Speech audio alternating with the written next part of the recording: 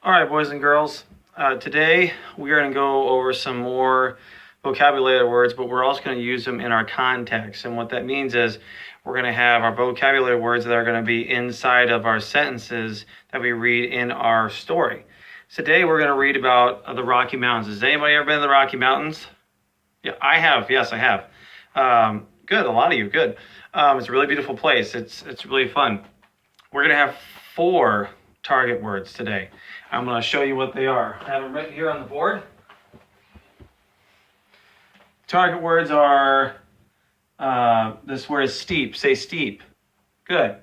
This word, dangle. Dangle. Good. Say it. Good. Next word, struggle. Say the word. Struggle. Good. Next word. This word you don't hear too much, but we'll learn it. The word is trudge. Say trudge. Good. Okay.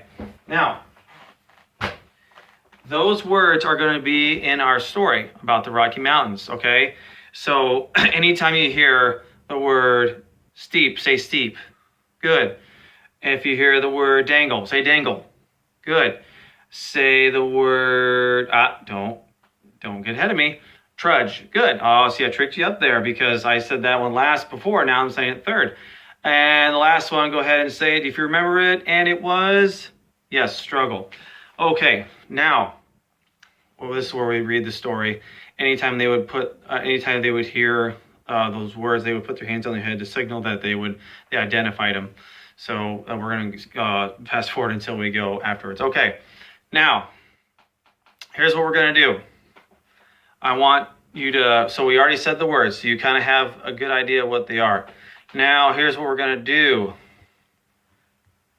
I want to give you some examples of what these words are, because we may not know about these words the best yet, but that's okay. That's what we're learning. Okay, so the word steep, it means slope or flight of stairs, kind of like that, those things, or rising or falling sharply, nearly perpendicular, which is kind of like this. So an example is a slide on the playground is a steep drop, but is also much fun.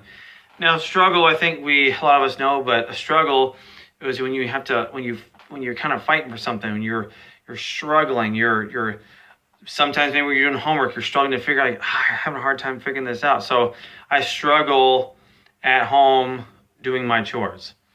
Trudge is a little bit different. I want you to think of snow up to your knees, and you have to really work to get through each step. So you're trudging through it. It's really hard. Also, you can say you're struggling. That's another way to think of it too. And the other one that we have, so we did the first 3, is the dangle. So you can think of when you're outside playing on the monkey bars. I'm dangling, hanging off the monkey bars. All right. What's a time other than the example that I gave you that you would dangle? Go ahead. Yes, you could dangle off a ladder. That's not safe, is it? No, it's not. You could dangle. Has anybody ever been to one of those bouncy places where they have a bunch of trampolines? Okay, good. Sometimes they have a rock wall. You ever been on one of those? That's okay, you haven't.